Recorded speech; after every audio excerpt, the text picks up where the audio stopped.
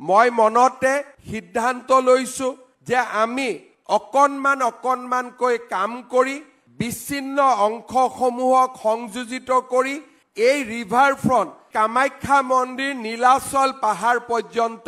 আমি এক্সপান্ড কৰিম ইয়াক নীলাচল পাহাৰ পৰ্যন্ত আমি লৈ যাম ইতিমধ্যে ডিসি কোৰ্ট পুৰণা চিফ জুডিচিয়েল মেজিষ্ট্ৰেট কোৰ্ট আদিত আমি ৰিভাৰ ফ্ৰণ্ট নিৰ্মাণ কৰিবলৈ সক্ষম হৈছো আৰু আজিৰ 1.2 কিলোমিটাৰৰ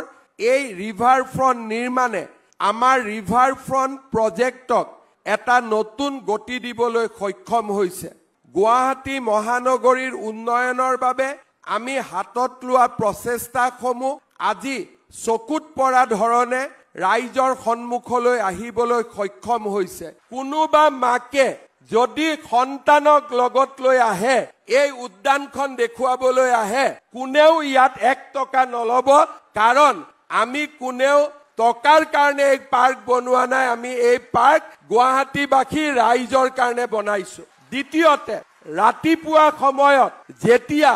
আমাৰ সিনিয়ৰ সিটিজেন সকল ইয়াত খোজ কাঢ়িব আহিব ৰাতিপুৱা 9 বজালৈকে মৰ্নিং ৱাক কৰিব আহা কাৰো পৰা কোনেও 1 টকা লব নোৱাৰিব মোৰ কথাখিনি মনত ৰাখিব আপোনালোকে জানি ভাল পাব অহা জানুৱাৰী মাহত আমি গুৱাহাটী আৰু উত্তৰ গুৱাহাটীৰ মাজত নিৰ্মাণ কৰা ব্ৰহ্মপুত্ৰ দলংখনো ৰাইজৰ ব্যৱহাৰৰ বাবে মুকলি কৰি দিম যিয়ে সমগ্ৰ গুৱাহাটীৰ সৌন্দৰ্য বৰ্ধনৰ লগতে গুৱাহাটীৰ যাতায়াতৰ ব্যৱস্থাটোলৈ এটা নতুন পৰিৱৰ্তন আনিব